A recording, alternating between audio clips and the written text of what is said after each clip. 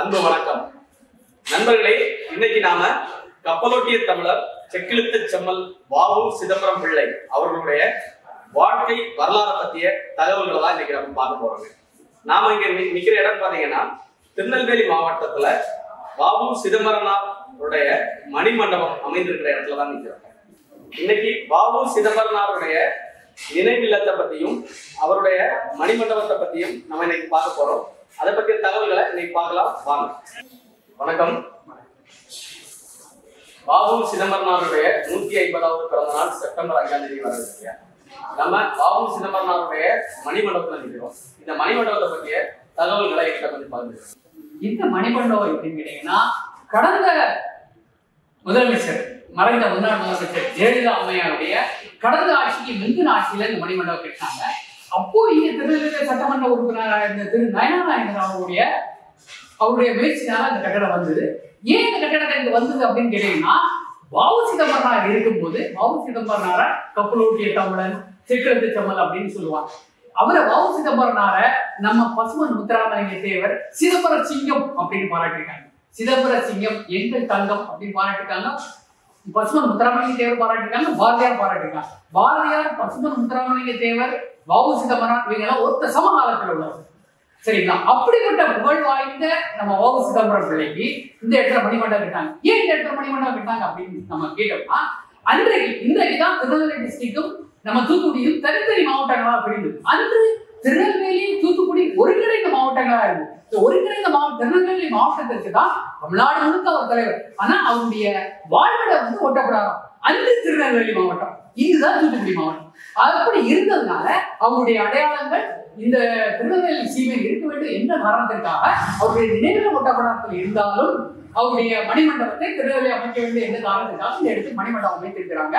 இந்த மணிமண்டபம் இவருக்கு 150வது இன்னும் சிறப்பாக சொல்ல போனா வருகிற செப்டம்பர் 5ஆம் தேதி அவருடைய 150வது பிறந்த நாளை வெகு சிறப்பாக கொண்டு வருவதற்காக இந்த மண்டபத்தை மிக சிறப்பாக வேலைகள்லாம் நடந்து கொண்டிருக்கிறது. அதற்காக அரசாங்கத்திற்கு நம்முடைய பாராட்டுகளை நம்ம மகிழ்ச்சியை நம்ம தெரிவிக்கிறோம். வ.உ. சிதம்பரனாருடைய மணிமண்டபத்துல என்ன சிறப்புகள்லாம் இருக்குது, இங்க அவருடைய உருவச்சிலையை நம்ம பார்த்தோம். அதை பற்றிய தகவல்கள் இனியும் தெளிவா இருக்குன்னு சொல்லுங்க. எப்படின்னு கேட்டீங்கன்னா, நம்ம திருநெல்வேலியிலிருந்து திருநெல்வேலி மெயின் ஜங்ஷன்ல இருந்து தென்காசி போற ரோட்ட இந்த மணிமண்டபம் அமைச்சிருக்காங்க. குறிப்பா சொல்ல போனா எங்க இருக்குன்னு கேட்டீங்கன்னா, மாநகராட்சி அலுவலகத்தின் நேர எட்டால இருக்கு. இந்த இடம் வந்து மாநகராட்சி திடல் அப்படின்னு சொல்றாங்க. மாநகராட்சி திடலா இருந்த இடத்துல அவருக்கு மணிமண்டபம் கட்டியிருக்காங்க. நம்ம என்ட்ரன்ஸ்ல ரோட்ல இருந்து என்ட்ரன்ஸ்ல வரும்போது மிக அருமையான ஒரு ஆர்ச்சி, கப்பல் படம் போட்ட ஆர்ச்சி இருக்கும். ஏன் கப்பல் படம் போட்ட ஆர்ச்சி? வ.உ. சிதம்பரம் பிள்ளை அவர்கள் வெள்ளக்காரன், அந்த காலத்துல வெள்ளக்காரன் எடுத்து கப்பல் விட்டு, அதாவது ஒரு சுதந்திர போராட்ட தியாகிகளை பொறுத்த வரைக்கும் ஒருத்தரும் ஒரு டைப்பா போராடினாங்க.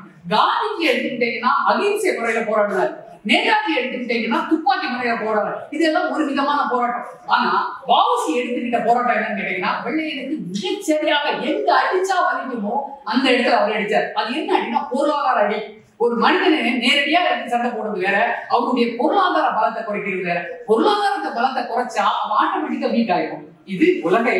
அதனால அவர் என்ன பண்ணார்னா, அவருடைய போராட்ட முறை என்னவாக இருக்கு அப்படின்னா, அவனுக்கு வெள்ளக்காரன் எங்க இருந்து வருமானம் வருது, இந்த வருமானம் வரக்கூடிய வழியை அடைச்சிட்டோம்னா அவன் இடத்த ஆட்டோமேட்டிக்கா காலி பண்ணிடுவான். அதுக்காக அவர் என்ன பண்ணாருன்னா, கப்பல் எஸ்.எஸ். லாவோ காலியோ அப்படின்னு 2 கப்பலை ஏற்றிருக்காரு. தூத்துக்குடி துறைமுகத்துல வெள்ளக்காரன் ஓடிக்கிட்டு இருந்த 2 கப்பலுக்கு எதிராக ஒரு கப்பல் விட்டாரு. ஸோ அதனாலதான் அவர் நம்ம கப்பலுடைய தமிழன் அப்படின்னு சொல்லுவோம். அதை ஞாபகப்படுத்துறது விதமாக தான் நம்ம என்ட்ரன்ஸ்ல வந்து அந்த கப்பல் படம் போட்டிருக்கு. அந்த என்ட்ரன்ஸ் தாண்டி அப்படியே உள்ள வந்தோம்னா ஒரு அருமையான ஒரு மணிமண்டபம் நமக்கு காட்சிக்கு வருது. முன்னாடியும் ஒரு கப்பல் படம் போட்டது. அதையும் நம்ம உள்ள வந்தோம்னா ஒரு மணிமண்டபம் வந்து 3 வட்ட வடிவமான 3 கட்டடங்களா கட்டியிருக்காங்க. ஒரு கட்டடம் வந்து அவருடைய புகைப்பட கண்காட்சி, அவருடைய ரேர் கலெக்ஷன்ஸ் போட்டோஸ் எல்லாம் அதுல இருக்கிறத நம்மளால பார்க்க முடியுது. அதுக்கு இந்த பக்கம் பாத்தீங்கன்னா நூலகம், உட்புற நூலகம் அப்படின்னு வச்சுட்டாங்க. அதுல வ.உ.சியோட சுயசரிதைகள், அவர் எழுதின புத்தகங்கள், அவரை பத்தி பிறர் எழுதிய புத்தகங்கள் மற்றும் பலர் எழுதிய புத்தகங்கள் அந்த பக்கம் இருக்கு. இது அப்படியே நம்ம பார்த்து சுத்தி வந்தோம்னா 3ஆவது கட்டடம் தான் மிகப்பெரிய கட்டடம். அந்த கட்டடம் மைய கட்டடம். அந்த கட்டடம் தான் வ.உ.சிக்கு ஆளுநரை சிலை வச்சிருக்காங்க. அந்த சிலையை நம்மளால பார்க்க முடியுது. அதுக்கப்புறம் இந்த 3 கட்டடத்துக்கும் முக்கியமாக நடுவுல ஒரு கேரிடார் மாதிரி ஒண்ணு இருக்கு. அந்த கேரிடார்ல வ.உ.சி வந்து வெள்ளக்காரன் வாபசிக்கு அவர் வெள்ளக்காரன் எடுத்து கப்பல் விட்டாரு. கப்பல் விட்டதுனால வெள்ளக்காரன் கோவப்பட்டான். அவரை வந்து யாருக்குமே எந்த அரசியல் கட்சி தலைவருக்குமே கிடைக்காத ஒரு தண்டனையாக இரட்டை ஆயுள் தண்டனை. இரட்டை ஆயுள் தண்டனைன்னு கேட்டீங்கன்னா அந்த காலத்துல ஒரு ஆயுள் தண்டனைக்கு 20 வருஷம். அப்ப இரட்டை ஆயுள் தண்டனை கேட்டீங்கன்னா 40 வருஷம். 40 வருஷம் விடுதலை போராட்ட வரலாற்று 40 வருஷம் தண்டனை வாங்கின ஒரே தலைவர் வாவு சிதம்பரம். அவரு வந்து அவரை வந்து அரெஸ்ட் பண்ணாங்க, ஜெயில போட்டாங்க. கோயம்புத்தூர் ஜெயில இருந்தார். கோயம்புத்தூர் ஜெயில இருக்கும்போது அவரு அங்க அவரை சிக்கிலுக்கு வச்சாங்க, சுண்ணாம்பு கல் உடைக்க வச்சாங்க. அவர் வந்து பிறவிலே செல்வச்சிமா வளமாக வாழ்ந்த மனிதர். அவர் வந்து நல்ல சாப்பாடை சாப்பிட்டு நல்ல தேகாரோக்கியத்தோட இருந்த மனிதரை சுண்ணாம்பு கல்லை உடைக்க வச்சு அவருடைய ஆரோக்கியத்தை குறைய வச்சாங்க. செக்கிலுக்கு வச்சு அவரை வந்து அவரை உடம்பு வந்து அவரால் ரொம்ப வீக் ஆயிடுச்சு. சரியான அவருக்கு சாப்பாடு கொடுக்கல. சாப்பாட்டை புழுக்கள் கற்கள் இருந்து அந்த மாதிரி அவரு அந்த எதுக்கு நான் இதெல்லாம் சொல்றேன்னா நம்மளுடைய தியாகங்கள். நம்ம சுதந்திரப்பட்ட தலைவர்கள் சும்மா கிடைக்கவில்லை சுதந்திரம் நமக்கு. நம்ம சர்வ சுதந்திரமா பேசிட்டு இருக்கோம் அப்படின்னு சொன்னா இந்த பேச்சுரிமை சாதாரணமாக நமக்கு கிடைக்கல. இவ்வளவு மிக மகத்தான தலைவர்கள், மிகப்பெரிய தலைவர்கள் கஷ்டப்பட்டு போராடி நமக்கு வாங்கி தந்திருக்காங்க. ஸோ அந்த அவரு வந்து பாவசியை அந்த சிறையில கோயம்புத்தூர் சிறையில் அடைக்கும் போது அவர் கோயம்புத்தூர் சிறையில ஒரு செக்கு, அந்த செக்கு கோயம்புத்தூர் சிறையில இன்னைக்கு இருக்கு, அதனோட புகைப்படம் இருக்கு. அந்த செக்கோட மாதிரியை செஞ்சு வச்சிருக்காங்க. ஸோ பாபுஜி அப்படின்னு சொல்லும்போது 2 ஞாபகங்கள் வரும். ஒரு ஞாபகம் கப்பல், இன்னொரு ஞாபகம் செக்கு. ஏன்னா ஒரு செக்குங்கிறத வந்து மாடு இழுக்க முடியும். அந்த காலத்துல ஏந்திரது, அந்த காலத்துல மாடு இழுக்கக்கூடிய செக்கு. மாடு 2 மாடு, 2 மாடு இழுக்கக்கூடிய செக்கு ஒரு தனி மனிதன் இழுக்கன்னா அது எவ்வளவு பெரிய கொடுமையான தண்டனையா இருந்திருக்கும். அதை கொஞ்சம் உங்க கற்பனையில நினைச்சு பாருங்களேன். அது எவ்வளவு கஷ்டமா இருந்திருக்கும், அது எவ்வளவு இதுவா இருந்திருக்குங்கிறத நம்ம உணர முடியாது. அதனால அவருக்கு 2 அடையாளம் இருக்கு. ஒண்ணு கப்பல் அடையாளம், இன்னொன்னு செக்கு அடையாளம். ஸோ அந்த ஞாபகப்படுத்தும் விதமாக அந்த கோயம்புத்தூர் செக்குடைய மாதிரி செக்கை இங்க வடிவமைச்சு வச்சிருக்கோம். சொல்லும் போதே நமக்கு வந்து இதோட தகவல்கள் நமக்கு பார்க்கும்போது ரொம்ப தெளிவா தெரியுது.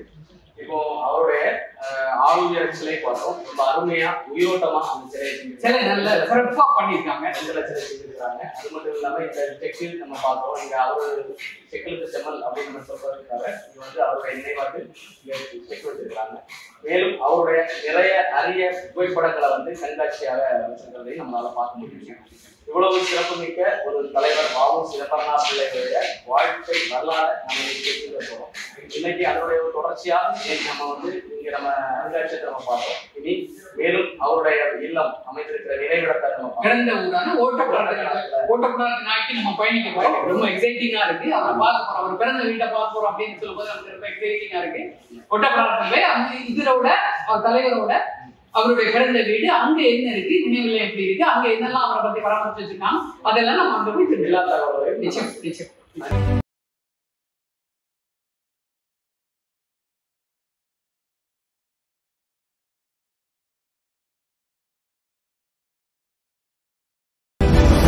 இன்னைக்கு நாம தூத்துக்குடி மாவட்டம் ஓட்டப்பிடாரம் அப்படிங்கிற இடத்துல தான் இருக்கிறோங்க. இந்த ஓட்டப்பிடாரத்துக்கு மிகவும் சிறப்பு வாய்ந்த வாவு சிதம்பரனார் பிள்ளை பிறந்த ஊரு. அவருடைய இல்லத்துலதான் நம்ம நிற்கிறோம். அவர்களை பற்றிய வாழ்க்கை வரலாறு தெரிஞ்சுக்கிறதுக்காக ஒரு பயணம் மேற்கொண்டோம். அதுல நம்ம மணிமண்டபத்தை பற்றிய தகவல்கள் தெரிஞ்சுக்கிட்டோம். மேலும் இப்போ அவருடைய இல்லம் அமைஞ்சிருக்கிற ஓட்டப்பிடாரம் அப்படிங்கிற இடத்துல இருக்கிறோம். அவருடைய இல்லத்துல உள்ளாடி இருக்கிறோம். சரிங்களா? இங்க வரும்போது ஒரு அருமையான, ஒரு சந்தோஷமான, மன மகிழ்ச்சியான ஒரு உணர்வு ஏற்படுவதை நம்மளால உணர முடியுங்க. இந்த வீட்டை பற்றிய தகவல்களை உங்கள்கிட்ட நாங்கள் பகிர்ந்துட போறோம். வாங்க வீடியோக்குள்ள போகலாம். வணக்கம். வணக்கம். செக்கிலுக்கு செம்மல் வாவு சிதம்பரனார் பிள்ளை பிறந்தவர் வீட்டில தான் நம்ம இருக்கிறோம். இந்த வீட்டை பற்றிய தகவல்கள் நம்ம சுற்றி பார்த்தோம். நிறைய அரிய விஷயங்கள் வந்து பார்க்க முடியுது. இந்த வீட்டை பற்றிய தகவல்களை எங்கிட்ட பற்றி பார்க்க வாவு சிதம்பரனார் அவரு வாழ்ந்த காலத்துல இது ஒருங்கிணைந்த திருநெல்வேலி மாவட்டம். ஓட்டப்பிடாரம் என்னும் கிராமத்துல இருக்கக்கூடிய வாவு சிதம்பரம் பிள்ளை அவர்கள் பிறந்த வீட்டில் நம்ம இருக்கிறோம். இன்னைக்கு அது திருநெல்வேலி மாவட்டமாகவும் தூத்துக்குடி மாவட்டமாகவும் பிரிஞ்சிருக்கு. இன்னைக்கு தூத்துக்குடி மாவட்டம் ஓட்டப்பிடாரம். இதுல நம்ம அவர் பிறந்த இல்லத்துல நிற்கிறோம். இந்த பிறந்த இல்லத்துல அவருடைய அருமையாக இந்த இல்லத்தை பராமரிச்சிருக்காங்க. இந்த இல்லத்தை காமராஜர் கட்டியிருக்காங்க. அடிக்கல் காமராஜர் தான். இந்த இல்லத்தை கட்டினது காமராஜர் தான். சுதந்திர போராட்ட காலத்துல வாவு சிதம்பரம் பிள்ளையோட கூட நின்று போராடின, அதாவது வாவு சிதம்பரம் சீனியர் இவங்க காமராஜர் வந்து ஒரு ஜூனியரா இருந்து வாதாடிட்டார். சுதந்திர போராட்டத்துல ஈடுபட்டுருக்காங்க. அப்படிப்பட்ட காமராஜர் சுதந்திர போராட்ட காலத்துல அவர் அவர் மேல இல்லாத ஒரு குற்றச்சாட்டு வெள்ளக்காரனால இல்லாத ஒரு குற்றச்சாட்டு சுமத்தப்படுது. என்னன்னு கேட்டீங்கன்னா வெடிகுண்டு வீசினாங்க அப்படின்னு சொல்லி அவருக்கு மேல 7 வருஷ தண்டனை அவருக்கு கிடைக்கும். 7 வருஷ தண்டனைக்காக தீர்ப்பு எதிர்ப்பு காத்திருக்காரு. அந்த நேரத்துல வெள்ளக்காரனுக்கு எதிராக எந்த வக்கீலும் வாதாட வரல. அப்படிப்பட்ட நேரத்துல இவர் அந்த காலத்துல மிகச்சிறந்த வக்கீல். இவரை பத்தின ஒரு சுயசரிதை பிறர் எழுதின சுயசரிதையில படிச்சு நான் கைப்பட்ட விஷயத்தை பொறுத்த வரைக்கும் இவர் அந்த காலத்துல மிகச்சிறந்த வக்கீல், திறமையான வக்கீல். இவர் கோர்ட்டுக்குள்ள போனாரு அப்படின்னு சொன்னா சிங்கம் கோர்ட்டுக்குள்ள போன மாதிரி ஒரு ஒரு ஒரு அப்படி இருக்கும் அப்படிங்கிற மாதிரி எழுதிருக்காங்க. அப்புறம் இவர் போனா ஜட்ஜே ஆக்சுவலா பொதுவா இந்த வழக்கறிஞர்கள் வந்தா ஜட்ஜி எந்திரிக்கணும்னு கிடையாது, புரோட்டோகால் கிடையாது. ஜட்ஜி நீதிபதி வரும்போதுதான் வழக்கறிஞர்கள் எந்திரிப்பாங்க. ஆனா பவுசியை பொறுத்த வரைக்கும் சீனியர் வக்கீல், திறமையான வக்கீல் அப்படின்னு இருக்கக்கூடிய நேரத்துல பிளீடர் அப்படின்னு சொல்லுவாங்க. இந்த காலத்துல வழக்கறிஞர், அட்வொகேட், வக்கீல் அப்படின்னு சொல்றோம். அந்த காலத்துல பிளீடர் அப்படின்னு சொல்லுவாங்க. அப்படி பிளீடர் அப்படின்னு சொல்லிட்டு அவர் கோர்ட்டுக்குள்ள என்டர் ஆகும்போது அந்த நீதிபதி ஜஸ்ட் ஒரு ஷிஃப்டிங் எடுக்கிறத பார்க்க முடியும் அப்படிங்கிற மாதிரி. அது என்னன்னா மரியாதை, அவர் பேர் இருக்கக்கூடிய மரியாதை, ஒரு பயமில்லாத மரியாதை. அவ்வளவு மிக திறமையான வக்கீல். அந்த வக்கீல் எந்த வக்கீலுமே அவருக்கு வாதாட, காமராஜர் அவர்களுக்கு வாதாட முன்வராத அந்த நேரத்துல இவர் எந்த விதமான ஃபீஸ் வாங்காம இவர் நேரடியா போய் அந்த கேஸ்ல வாதாடி அந்த கேஸை அடிச்சு உடைச்சு காமராஜர் நிரபராதிக்கு வெளியே கொடுத்துட்டாங்க. அவ்வளவு திறமையான வக்கீல். அப்படிப்பட்ட எதுக்கு நான் என்ன சொல்றேன்னா, காமராஜர் ஏன் இவருக்கு மேல அக்கறை எடுத்து இந்த வீட்டை நினைவுல மாத்தினாரு, இந்த இவ்வளவு சிறப்பா பண்ணி வச்சாருன்னா காரணம் என்னன்னா நன்றி மறக்காத தன்மை. நன்றி மறக்காத தன்மையின் காரணமாக பின்னாடி முதலமைச்சரான காமராஜர் இவருக்கு மரியாதை செய்வதமாக இந்த விஷயங்கள் எல்லாம் செஞ்சாரு. அதுக்கு என்ன நடந்தது சம்பவங்களை முன்னாடி சொல்றோம். அவ்வளவு மிக திறமையான வக்கீல், மிகச்சிறந்த மனிதர். இந்த சுற்று வட்டாரத்தில் இருக்க மக்களுக்கெல்லாம் நல்ல ஒரு வழிகாட்டியாக சுதந்திர போராட்ட காலத்திலையும் சரி, ஒட்டுமொத்த திருநெல்வேலி டிஸ்ட்ரிக்ட்லயும் சரி, நிறைய ஆட்களுக்கு இந்த போராமை, இந்த கலவரங்கள், அதனோட வழக்குகள் எல்லாமே நம்ம கேள்விப்பட்டிருக்கோம், படிச்சிருக்கோம். நம்ம அவரை பத்தின விஷயங்கள் நம்ம சொல்ல போனா அன்னைக்கெல்லாம் சொல்லிட்டே போலாம். அவ்வளவு பெரிய விஷயங்கள்லாம் இருக்கு. அதனால அப்படிப்பட்ட ஒரு மிகப்பெரிய மகான், ஒரு மிகப்பெரிய மனிதர், ஒரு மனித நேயமுள்ள மனிதர். ஏழைகளுக்கு உதவணும், தப்புனா தட்டி கேட்கணும், தப்பு செய்யாதவன நம்ம அவங்க தண்டனை அடையக்கூடாது அப்படின்னு நினைச்ச மனசால நினைச்ச மிகப்பெரிய மகான் இருக்கிற வாழ்ந்த வீட்டுல இருக்கிறோம். ஆனா இந்த ஒரு சோகம் என்னன்னு கேட்டீங்கன்னா, எல்லாரும் வாதாடுற இந்த மனுஷன் ஒரு செய்யாத தவறுக்காக தண்டனைக்காக 20 வருஷம் இரட்டை ஆயுள் தண்டனை. ஒரு ஆயுள் தண்டனைங்கிறது 20 வருஷம், இரட்டை ஆயுள் தண்டனை 40 வருஷம். ஒரு செய்யாத தண்டனைக்காக வெள்ளைக்காரங்களால் பழிவாங்கப்பட்டு இரட்டை ஆயுள் தண்டனை வழங்கப்பட்டு தீர்ப்பு வந்தது.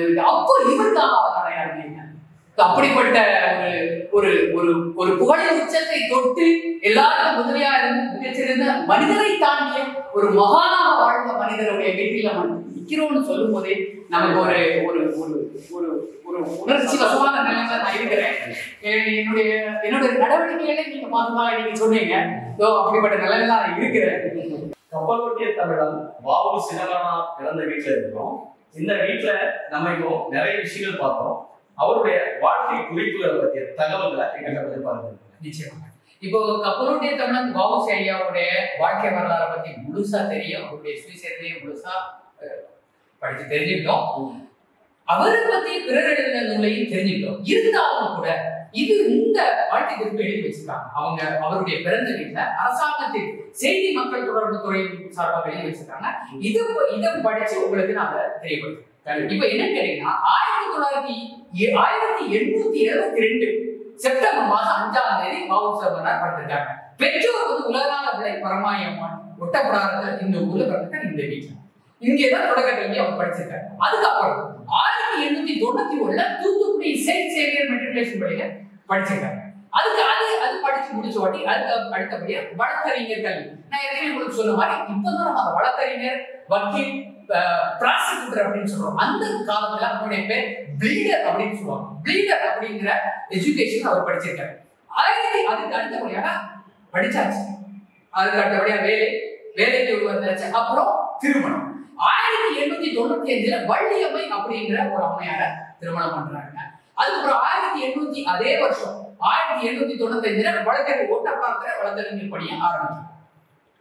1900 வழக்கறிஞர் பணி ஒட்டப்பாரத்துல இருந்து தூத்துக்குடிக்கு போறாரு. ஏன்னு கேட்டீங்கன்னா, ஏன் ஒட்டப்பாரத்துல இருந்து தூத்துக்குடி போறாரு? அங்க ஒரு விஷயம் இருக்கு. என்ன கேட்டா, இவர் ஒட்டப்பாரத்துல வந்து அவங்க ஏற்கனவே நான் சொன்ன மாதிரி கோர்ட்டுக்கு போனாலே கோர்ட்ல சீங்க போன மாதிரி அப்பவுமே ஆரம்பத்திலே அதான் நடக்கும். கோர்ட்ல போனாங்கன்னா பாவப்பட்டவங்களுக்கு, அதாவது ஏழைகளுக்கு, அதாவது ஒருத்தர் நிரபராதி அவருக்கு மனசுக்கு பட்டுச்சுன்னா அவர் மேல ஒரு தவறான கேஸ் இருக்குன்னு சொன்னா அவர் கூப்பிடாமலே ஆஜராகி அந்த கேஸ் அடிச்சு உடச்சு அவர் வெளியே கொண்டு வருவார். இதனால ஆங்கிலேய அதிகாரிகளையும் அரசாங்கத்திலையும் கேட்கப்பட்ட பகை கட்டிட்டாரு. அப்ப பகை கட்டினா அவருடைய அப்பா என்ன பண்றாரு, இங்க இருந்தாலும் செயல்பட மாட்டான் அப்படின்னு இவரை தூத்துக்குடிக்கு அப்பதான் அனுப்புறாரு. தூத்துக்குடி கோர்ட்டுக்கு அனுப்புறாரு. 1895 ஒட்டப்பிடாரத்தை வழக்கறிஞரா இருந்தவர் 1900 தூத்துக்குடி போறாரு. தூத்துக்குடியில போய் சும்மா இருந்தாரா? இல்ல, அங்க போயிட்டு விவேகபாலன் ஒரு இதழ் ஆரம்பிக்கிறார் சுதந்திர போராட்டத்துக்காக. அங்க ஒரு நிறைய கட்டுரைகள் கருத்துக்கள் எழுதுறது அப்படிங்கிறது இப்படி போயிட்டுக்கூடிய ஒரு காலகட்டத்துல 1901 அந்த அம்மா அவருடைய மனைவி வள்ளியம்மாள் இறந்துறாங்க. அப்போ அந்த காலத்துல எல்லாம் நம்ம ஒருத்தர் மனைவி இருக்கும் போதே 2 மனைவி இருதாரமானது அந்த காலத்துல இருந்தது. ஆனால் கூட இவரை பொறுத்த வரைக்கும் அந்த அம்மா தவறி போயிடறாங்க. இவருடைய இளம் வயசு அம்மா தவறி போயிடறாங்க, வள்ளியம்மா தவறி போயிருந்தாங்கன்றதுனால மீனாட்சி அம்மன் அப்படிங்கிற ஒரு அம்மையான திருமணம் செய்யறாரு. அதுக்கு அடுத்தபடியா 1905 சுதேசி கப்பல் கம்பெனி நிறுவுறாரு. இதை பத்தி நான் ஏற்கனவே சொல்லியிருக்கேன். லாவோபாலியா அப்படிங்கிற 2 கப்பல் ஒரு வெள்ளக்காரனுக்கு எதிராக இருக்கிறாங்க. சுதேசி கப்பல் கம்பெனி இருக்கிறாங்க. அதுக்கு அடுத்தபடியா 1906 சுதேசி ஸ்டீல் நேவிகேஷன் கம்பெனியை ரெஜிஸ்டர் பண்றாரு. பதிவு பண்ண 2 கப்பலோட பேரு சொல்றேன். டிசம்பர் 16 அதுக்கு அடுத்தபடியாக 1906 சுதேசிய பண்டகசாலை நிறுவன ஆலை தொழிலாளர் போராட்டத்தில் பங்கேற்று 2 மணி நேர வேலையை 9 மணி நேர வேலையாக மாற்றினார். அதாவது நம்ம உலக 12 மணி நேர வேலையை 9 மணி நேரமாக. அதாவது என்னன்னு கேட்டீங்கன்னா உலக வரலாற்றுல மே 1ஆம் தேதி தான் பதிவாயிருக்கு. இது நல்லா பாத்துக்கோங்க. 1906 டிசம்பர் 16 அப்புறம் நம்ம என்னன்னா மே 1ஆம் தேதி தான் உலகம் ஃபுல்லா ரெஜிஸ்டர் ஆயிருக்கு. ஏன் ரெஜிஸ்டர் ஆயிருக்கு? அது வரைக்கும் கணக்கு வழக்கு இல்லாம டைம் நேரம் 16 மணி நேரம், 18 மணி நேரம், 20 மணி நேரம், 30 மணி நேரம் வேலை வாங்கின உலக தொழிலாளர்கள் அந்த அதுக்கு முன்னாடி மே 1ஆம் தேதி முன்னாடி நீண்ட போராட்டங்கள் நடந்து மே 1ஆம் தேதி 8 மணி நேரம் வேலையாக அதை சுருக்கி கொண்டு வந்து அவங்களுக்கு ஒரு முடிவுக்கு வந்தனால தொழிலாளர்கள் வெற்றி தினமாக கொண்டாடுறாங்க மே 1ஆம் தேதி இல்லையா? ஆனா அதுக்கு முன்னாடியே இங்க வந்து இவரு இங்க போராடிட்டாரு. நான் ஏற்கனவே உங்களுக்கு சொன்னேன் கோராவில் போராட்டம். அந்த கோராவில் போராட்டம் சுதேசிய பண்டகசாலையில அவங்கள அதே வெள்ளக்கார அரசாங்கம் தான் நம்முடைய பருத்தி எடுத்து நம்முடைய நூல் எடுத்து நம்ம மக்களையே புரிஞ்சு எடுத்து அதே வந்து அவங்க துணி ரெடி பண்ணி நம்ம சந்தையிலே எடுத்து அவங்க காசை இங்கிலாந்துக்கு கொண்டு போயிருந்தாங்க. சோ நேர கணக்கு இல்லாம 12 மணி நேரம் அதுக்கு மிச்சமான ஆட்களை அந்த அடிமைகள் மாதிரி வேலை வாங்கிட்டு இருந்த சூழலே இவரு போய் அதுக்கு தனியா வழக்கு போட்டு 12 மணி நேரம் 9 மணி நேரம் வேலையை பார்த்துட்டார். அவருடைய வாழ்க்கையில மிகப்பெரிய மைல்கல் இந்த விஷயம். அதாவது கப்பல்ங்கிறது ஒரு மைல்கல், இது ஒரு மைல்கல். வரலாற்றுல மிகப்பெரிய ஒரு அதிர்ச்சியை ஒரு வெள்ளக்காரனுக்கு ஒரு இத அதிர்ச்சி ஏற்படுத்தின 2 விஷயங்கள். கப்பல் ஒண்ணு, இந்த போராட்டம். அதுக்கு அடுத்தபடியா 1907 சூரத் காங்கிரஸ் மாநாட்டில், அதாவது அப்பவுமே அரசியல் கட்சிகளா இருக்கட்டும் எந்த ஒரு இயக்கமா இருக்கட்டும் அந்த கோஷ்டிகள் இருக்கிறத நம்ம சாதாரணமா பார்க்க முடியும். அதன் அடிப்படையில் அந்த காலத்திலேயே காங்கிரஸ் 2 கோஷ்டி இருக்கு. மிதவாதிகள் நம்ம பள்ளிக்கூடத்துல வரலாற்றை படிச்சிருக்கோம். காங்கிரஸ் 2 கோஷ்டி, மிதவாதிகள் குழு, தீவிரவாதிகள் குழு.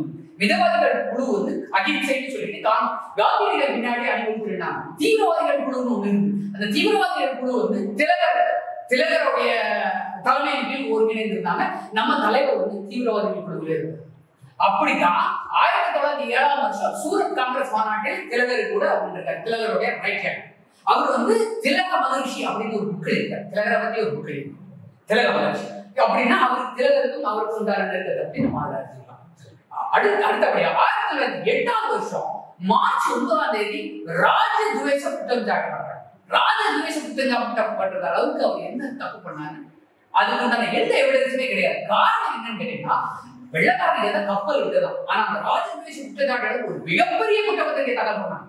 குற்றப்பத்திரிகையில ஒண்ணுமே கிடையாது. அதற்கு எதிராக ஒரு திறமையான வக்கீல் வாதாடி இருந்தா அவர் வாதாட விடல. திறமையான வக்கீல் வாதாடி இருந்தா அன்னைக்கு இது அடிச்சு உடைக்கக்கூடிய கேஸ். ஆனா வாதாட திறமையான வக்கீல் யாருமே ஆதரவாக வெள்ளக்காரன் பயந்து ஆதரவாகிறதுனால இந்த ராஜதுரோக கப்பல் விட்ட காரணத்துக்காகவும் இந்த கோரமணி பிரச்சனைக்காகவும் அவருக்கு ராஜதுவேஷ குற்றச்சாட்டு அவர்கள் சுமத்தப்பட்டது. அதே வருஷம் 1908 மார்ச் 11ஆம் தேதி அவர் கைது செய்யப்பட்டு வழக்கு விசாரணைக்கு ஆதரவு ஜீவாந்தர தண்டனை. இதை பத்தி நான் ஏற்கனவே சொல்லிட்டு 40 வருஷம். இப்பதான் வந்து 14 14 வருஷம். அந்த காலத்துல 20 20 வருஷம். ரெட்டையால் தண்டனை விதிக்கப்பட்ட ஒரே தலைவர் சாவர்கர். வடக்க சாவர்கருக்கு ரெட்டையால் தண்டனை, தெற்கு இவருக்கு தான் ரெட்டையால் தண்டனை. ரெட்டையால் தண்டனை விதிக்கப்பட்ட இவே தீபாவளி தண்டனை அப்படின்னு சொல்றதாங்க. அதுக்கப்புறம் அவருக்கு அப்புறம் யாரையும் இவங்களுக்கு பெரிய வேண்டப்பட்ட பிடிச்சு எடுத்து திலகர் இந்த விஷயத்துல தலையிடாரு. இந்த விஷயத்துல திலகர் தலையிட்ட போனா அவங்க வக்கீல் வாதாடவே வராங்க. மேற்கோர்ட்டுக்கு போகுது, அப்பீல் போகுது 3 அப்பீலுக்கு போய் கடைசி ட்ரிபியூனல்ல போய் அவரு அந்த 40 வருஷ தண்டனையை 6 வருஷம் கடுங்காவல் தண்டனைனா அவர்கிட்ட யாரும் பேசக்கூடாது, பார்க்க கூடாது, தனிவீச்சு. அவருக்கு படிக்க புத்தகம் கொடுக்க மாட்டாங்க, எழுத பேரா கொடுக்க மாட்டாங்க, பேப்பர் கொடுக்க மாட்டாங்க, எதுவுமே கொடுக்க மாட்டாங்க. அவங்க வைக்கிறதான் சட்டம். ஒரு கைக்கு உண்டான ஒரு சட்டை, ஒரு ட்ரௌசர் போட்டு அவரை செக்கிலுக்கு வச்சாங்க, அவரை சுண்ணாம்புகள் உடைக்க வச்சாங்க. அவருடைய சுகாதாரம், அவருடைய தேக நிலைமை பாதிக்கிற அளவுக்கு கொடுமையான தண்டனைகள் கொடுத்தாங்க. அதை பத்தி நிறைய அவர் ஒரு கவிதையாவே எழுதியிருக்கிறார். அவருடைய சுயசரித்திரம் எழுதியிருக்கிறாரு. அவருக்கு கொடுக்கப்பட்ட சாப்பாடு ஆரோக்கியமானது, சுத்தமான சுகாதாரமா இல்லை.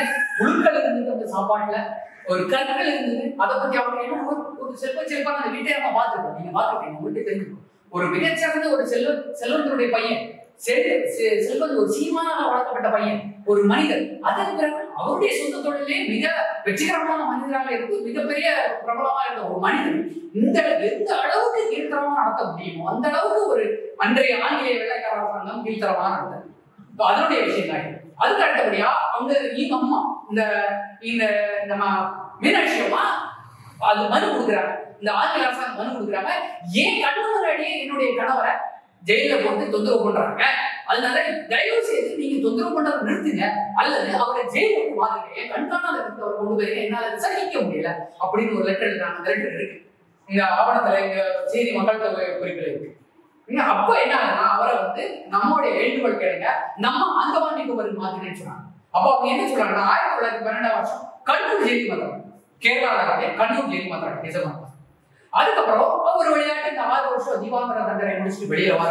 ஆனா ஜெயிலுக்கு போகும்போது அன்றைய ஒருங்கிணைந்த திருநெல்வேலி மாவட்டமே பத்தி எரியும். வாவு சிதம்பரம் பிள்ளை அவர்கள் ஜெயிலுக்கு போகும்போது அன்றைய திருநெல்வேலி மாவட்டம் மிகப்பெரிய கலவரம், அரசாங்க தலைவர் ஆட்சியாளர்களை அடக்க முடியாத அளவுக்கு மிகப்பெரிய கலவரம். ஏன்னா அவ்வளவு மிக பிரபலமான மனிதர், மிக மிக செல்வாக்கான மனிதர். ஆனால் துரதிருஷ்டவசமாக 6 வருடங்கள் கழித்து அவர் 1912 வருஷம் ஜெயில விட்டு வெளியில வரார். அவரை பார்க்க நின்றது மொத்தம் 6 பேர். அவரை வரவேற்கிறது வெறும் 6 பேர். எவ்வளவு ஒரு வருடம். ஏன்னா ஒரு காலத்துல புகழ் உச்சியை பார்த்துட்டாரு, கீழே பார்த்துட்டாரு. ஏன்னு கேட்டா வெள்ளக்காரமாக பயம். இவ்வளவு பெரிய மனிதனே இப்படி அவங்க தண்டனை கொடுத்து இவர் எல்லாம் ஆகிட்டாங்க, நம்மலாம் ஏமாத்துறோம்னு நினைச்சு பயத்துல மக்கள் பயத்துல. இப்போ நான் உங்களுக்கு ஏற்கனவே சொன்ன மாதிரி அந்த அவருடைய வாழ்க்கை வரலாற்று தூக்குல 1922 மீண்டும் வழக்கறிஞர் தொழில ஆரம்பிக்கிறார். அதுல என்ன பிரச்சனைனா அங்க வெள்ளக்கார அரசாங்கம் அவருடைய வழக்கறிஞர் லைசன்ஸை ஹோல்டு பண்ணி வச்சிருக்காங்க. அப்போ அதுக்காக அவர் பல இடங்களை முட்டி மோதி அப்போ ஒரும் நடக்கல. அப்போ வெள்ளக்காரலே நல்லா அப்படி ஒரு நல்லா இருந்தா அப்போ வாலேஸ் அப்படிங்கிற ஒரு அதிகாரி, வெள்ளக்கார அதிகாரி அவருக்கு வீட்டு லைசன்ஸை வாங்கி கொடுத்தார். அந்த நன்றி உணர்ச்சியின் காரணமாக அவருடைய 3வது பெயருக்கு வாலேஸ் பேரு. அந்த வாலேஸ் அப்படிங்கிற வெள்ளக்கார அவருடைய நன்றி உணர்ச்சியின் காரணமாக ஒரு நன்றியை திருப்பி சேர்த்தவங்க ஞாபகத்தின் காரணமாக அவர் பையனுக்கு வாலேஸ் பேரு. சரிங்களா? அப்புறம் 1922 அவருக்கு தூத்துக்குடியிலே கோயில்பட்டிலே மறுபடியும் வழக்கறிஞர் தொழில் பண்ணாங்க. மறுபடியும் சுமார்தான் இருக்கிறது. எது முடியாது, அவருக்கு விரைவிலே திருப்பதிய பழக்கம் ஒரு யாரா சொல்லியோ தண்டனை கொடுத்தோ மிரட்டியோ பண்ணி வைக்க முடியாது. இருந்தாலும் அவருக்கு சுதந்திர போராட்டத்திலே தீவிரமான ஆள், தீவிரவாதி மிரட்டார். சோ மறுபடியும் 1933 தூத்துக்குடியில கம்பன் கழகம் ஆரம்பிக்கிறார். கம்பன் கழகம் பேரு, கம்பன் கழகம் என்ன இலக்கியம், ஆனா இலக்கியம் பேர் தான் சுதந்திர போராட்ட விஷயங்கள் எல்லாம் பண்ணிட்டு இருக்கு. அப்புறம் அது மாதிரி அவரு இந்த பழைய ஸ்பீடு வேண்டாம், கொஞ்சம் ஸ்பீடை குறைச்சிடலாம் அப்படிங்கிறதுக்காக அவருக்கு ஒரு வாரத்தை குறைட்டி ஒரு மௌனம் அந்த அவருடைய அந்த கோபத்தை குறைக்கிற ஸ்பீடை குறைக்கிறதுக்கா வாரத்தை குறைட்டி மௌனம் வரதும் இருந்திருக்கிறார். அது வருடங்கள் போயிட்டு இருக்கு, வயசுகள் போயிட்டு இருக்கு. 2வது அவர் அந்த 6 வருடம் தண்டனை பார்த்தீங்களா, கடுங்காவல் தண்டனை, அங்கு கொடுக்கப்பட்ட தண்டனைகளும் அந்த செக்கிழுத்தது அவருக்கு கொடுத்து அவரை சரியான ஒரு சுகாதாரமான அறையில் அடைக்கல, சுத்தமான உணவுகள் கொடுக்கல, அவருடைய உடல் ரொம்ப பாதிக்கப்பட்டுச்சு. உடல்நிலை பாதிப்படல. 1936 வருஷம் நவம்பர் மாசம் 18ஆம் தேதி தூத்துக்குடியில இதுதான் ஒட்டுமொத்தமா அவருடைய வரலாறு. ஆனா நான் ஏற்கனவே சொன்ன மாதிரி சொன்னா இன்னைக்கெல்லாம் சொல்லிட்டே போலாம். இந்த பாயிண்ட்ஸ் அடிப்படையில உங்களுக்கு இப்போ இந்த எனக்கு பின்னணியில தெரியக்கூடிய இந்த புகைப்படம் இது வரலாற்றுல மிகச்சிறந்த பொக்கிஷம் அப்படின்னு சொல்லக்கூடிய புகைப்படத்துக்கு முன்னாடிதான் நான் நிக்கிறேன். என்னன்னு கேட்டீங்கன்னா, தென்னாட்டு சுதந்திர போராட்ட தியாகிகள் வ.உ. சிதம்பரம் பிள்ளை அவர் வாழ்ந்த காலத்துல அவர் எப்பேற்பட்ட மிகப்பெரிய மனிதர்கள் கூட அவர் இருந்தாங்க, வாழ்ந்தாங்க, போராட்டம் பண்ணாங்கிறத இந்த ஒற்றை புகைப்படம் நமக்கு சொல்லி.